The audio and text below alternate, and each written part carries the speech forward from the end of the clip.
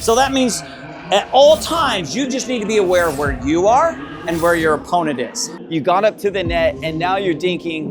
What do you do? What shot do you hit? Do you go down the line? Do you go in the middle? What are we doing when we're dinking? If you're thinking that, this video is for you. My name is Daniel Nix. I'm the student and I'm here with James Moore, the pickleball director and coach at Forest Ridge. Let's dive on in. All right.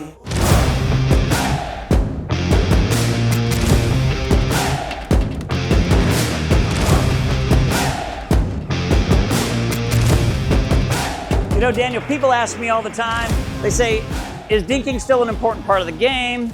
It is, and when you watch higher and higher level players, they dink all the time because they're making each other dink.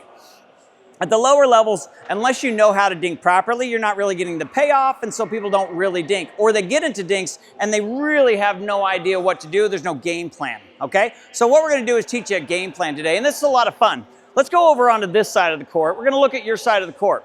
Okay. And what we're gonna do is we're gonna break up the kitchen line into 4 positions, okay? This is position 1, and see it's kind of small. This is position 2.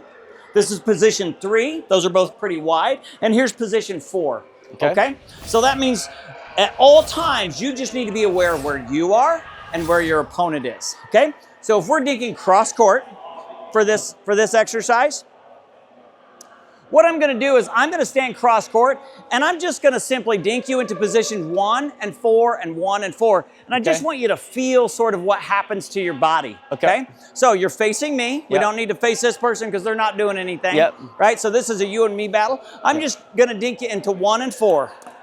And you're just gonna feel what happens. Go back to 4. Here's a little more 1. Great. So I had you moving quite a bit. Now I'm gonna dink 1 and 4, and then I'm gonna dink you right in the middle, somewhere around 2 and 3, and I want you to feel that you're gonna get your footing back. And that's not really what we're going for, but you're gonna feel it now. I go to 1, maybe I go to 1 again. I'm gonna go to 4 this time. And now as I go back to 2 or 3, look at you. You're back in control. So I had you out of control, and if I'm not aware of where you are or where I am, then I'm just gonna let you back into the fight, right? So think of boxers. I got you on your heels, you're moving around quite a bit, and then I just let you stand up for nothing, okay? So when I have you pinned at the 1 and 4, it doesn't mean that I always have to hit those. I just have to be very conscious of where I am and where you are. So at all times, you can see if I got you in 4, can you move over to 4? And I'm in 1, who's gonna win this?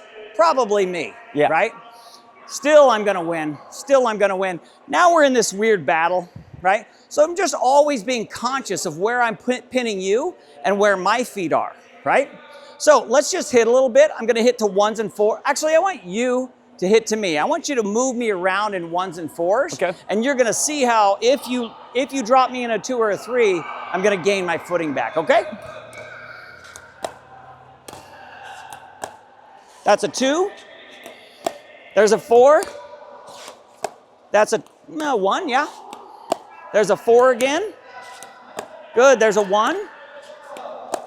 There's a 2. There's a 4, good. Good. Very good. So there was 1 or 2 where you hit me into the 2 section and I sort of regained my footing again, right? So we just always want to be super aware of where they are and where we are. Yeah, awesome, absolutely. Hey guys, if you're interested in learning more about dinking, where to dink, when to dink, what to do, I highly recommend checking out the Forest Ridge Pickleball facility. Get in contact with James Moore for private coaches, for private coaching lessons, as well as the open play and everything else going on. But thank you so much for watching today's video. We'll see you soon.